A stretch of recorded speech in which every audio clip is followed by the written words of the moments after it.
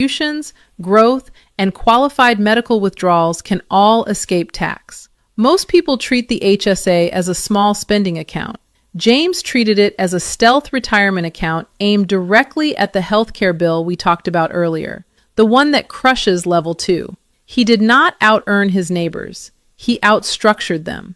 Now let's look at the rarest level of all, where wealth stops being about a person and starts being about a bloodline. Level 5. Level 5 is the top 1% of American retirees. In numbers, we are talking about a household net worth around $13.7 million and beyond.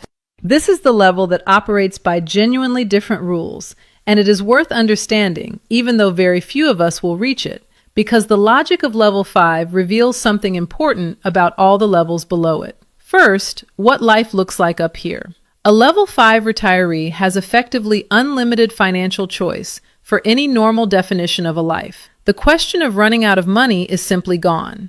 The wealth is large enough that it generates substantial income on its own while barely being touched.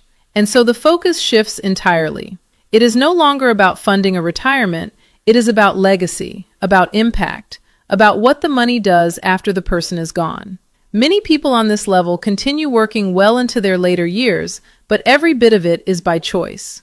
They run foundations, they mentor, they invest in other people's businesses.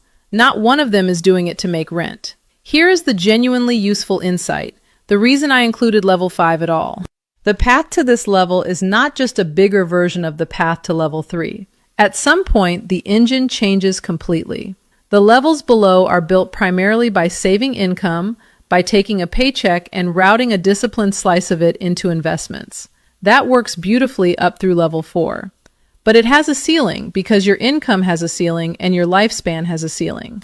Level 5 is built by owning assets, not by saving wages. The people here own businesses, sometimes several. They own real estate that other people pay them rent on. They own large equity stakes that compound whether they show up to an office or not.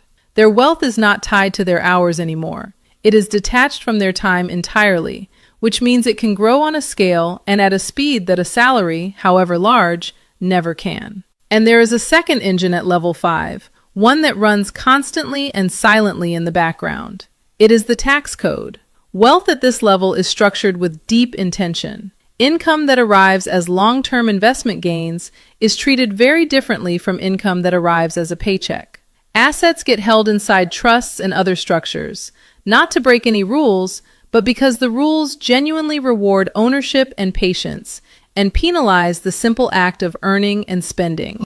The level 5 household is not necessarily smarter than the level 3 household. It is playing a different game on a different board, and it knew that board existed. I'm not telling you this so you'll feel you need $13 million. You don't, and that is not the point of this video. I'm telling you because the principle